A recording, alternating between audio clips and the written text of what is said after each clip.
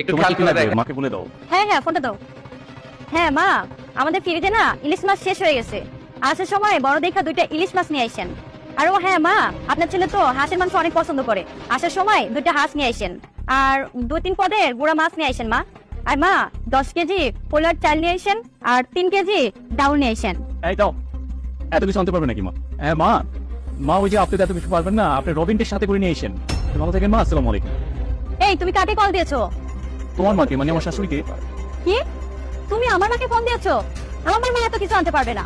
দাও দাও, আমার মাকে ফোন দাও, আমি বলে দেই। তুমি আমাকে মারলা কেন? কেন মামা বুঝো না?